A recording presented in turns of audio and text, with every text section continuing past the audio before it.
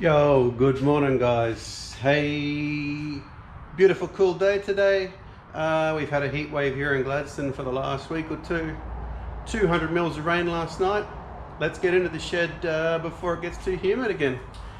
So today we've got a week to go till the drift school. So just gonna button a few things up. We've got the SAS wheel on there. I didn't vlog the install. It's pretty easy on the old wheel. You've got a screw on either side to undo and then just the main in the middle. Rip the old one off with a puller and the SAS wheel and boss kit goes straight on. But yeah, it's got this suede finish. Feels really nice steering around with that. And just gonna button up a fire extinguisher. Gonna mount it down in the front of the passenger side seat. Just been to Bunnings, got some shitty angle just so I'm not drilling holes in the floor. I'll mount this up to the seat and then the fire extinguisher can mount to that. That's the plan anyway. Yeah, let's get into it. Alright, so we're in the car. The plan is to mount it about there, just in front of the seat. I'm going to utilise the seat bolts here. So, plan is to mount that, something like that, flatten it out a little bit, and come down on the floor here. And just so I'm not drilling holes in the floor. This car's a little bit minty to be drilling too many holes into. So yeah, I'll just mark this up. Gonna cut some of these tabs out along here so it just butts into the seat groove. Yeah, that's the plan.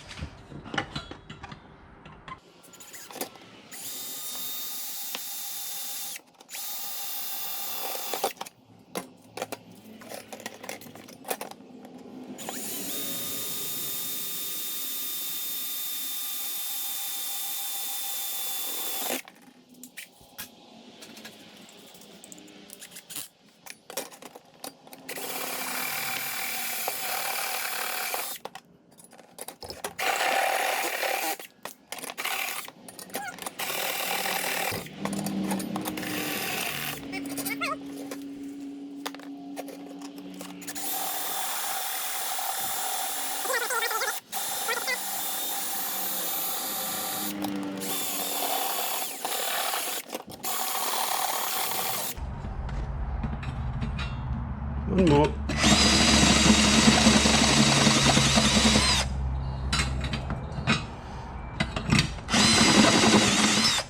Okay.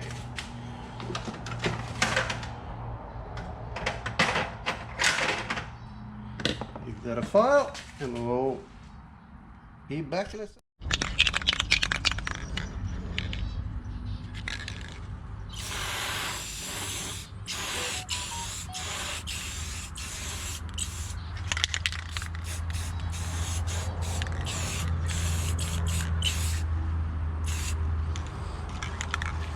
So yeah, if I didn't show you, that's what I used on the bonnet. See how long it lasts.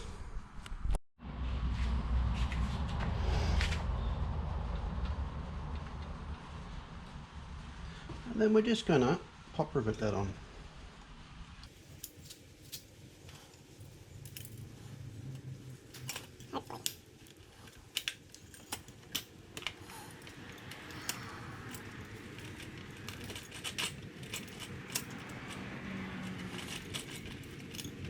Oh, that's tight.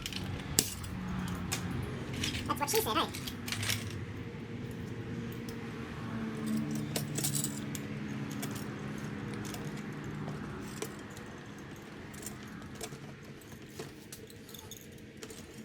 Or is it stronger than the mirror? Wow. Alright. Let's see here.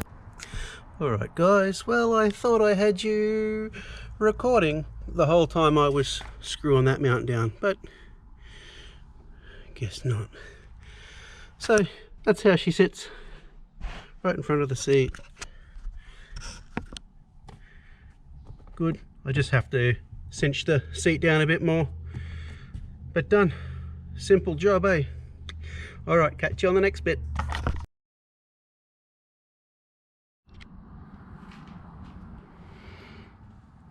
So guys, look at the frosting on these headlights.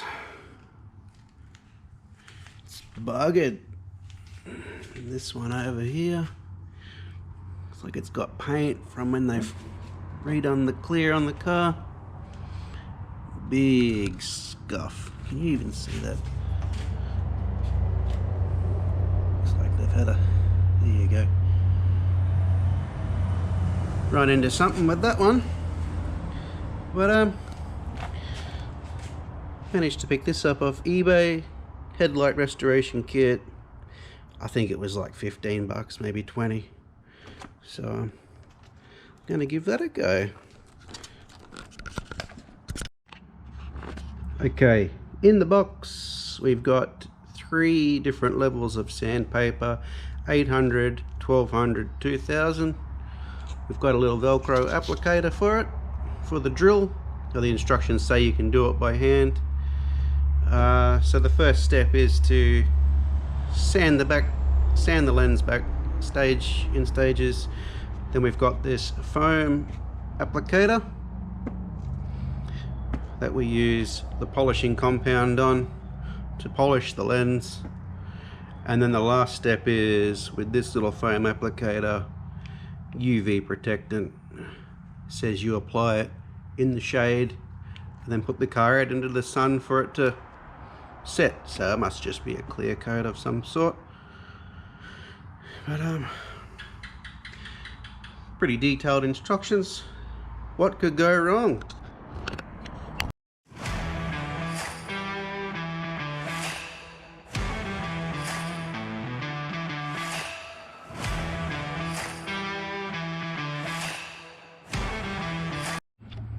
Okay guys, that's the 3-stage sanding.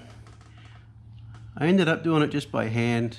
I was more confident just using my hand, my life story. But yeah, I don't know if you can pick up on it. There's still a few spots in the lens. Maybe. Okay, so now that the GoPro's back up and running again, what I was saying, the previous owner, part of why I repaired the bonnet, the clear must have been failing and they've just blasted the car with clear, which is good in some spots, but then it's like they just tipped the can over the front of the car. Both sides of the bonnet is just runs of clear. Headlights are covered in runs of clear. And, now that it's dried off a bit. Anyway, another failed GoPro, so let's switch to a different camera. I think that's karma, or the world telling me it's time to buy a new one. On to the polish.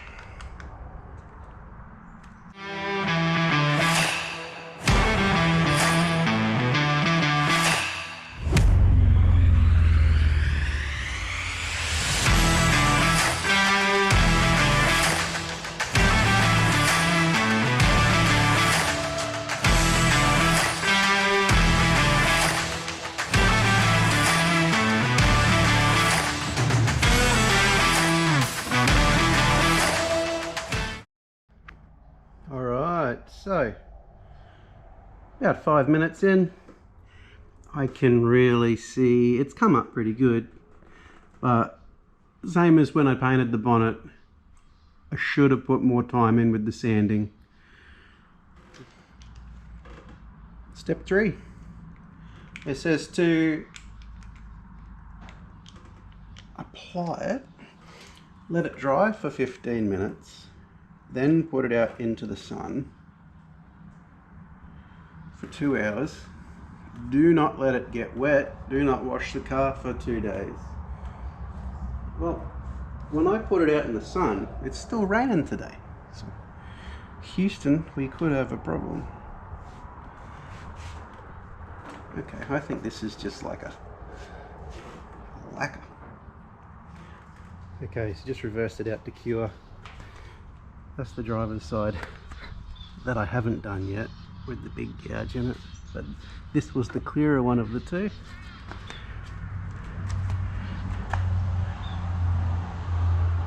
Pretty good job. Not bad for 15-20 minutes work. Right, cheers.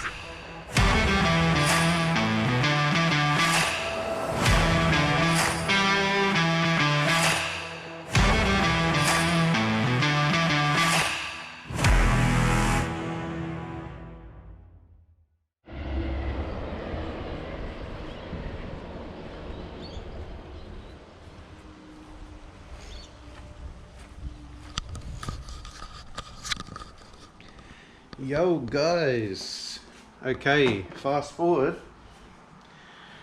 It is now Thursday. Drift school is on Saturday. So as you just saw, quick little sponge down, nothing too serious for the car. And now I'm just going to start getting my shit together for what I need to take. So with the spare in the back, I've got 3 spare sets after what I've got on of tyres. I don't think I'll need them. I don't think I've got the horsepower to burn through them. Obviously a jack and some chocks. I'll probably bring the jack stands, some mats because I hate laying in the dirt,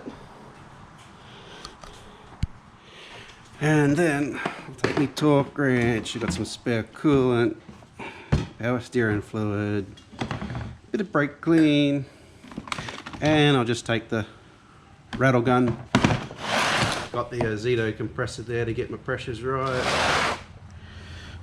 Couple little lights, hammer, lecky tape, zippy ties, you know, anything just to bodge the Falcon back together if anything should go wrong.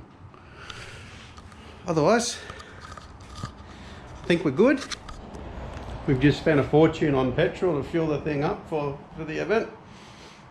And I think that'll do for this little random little vlog. I will catch you at the track in 2 days. See ya.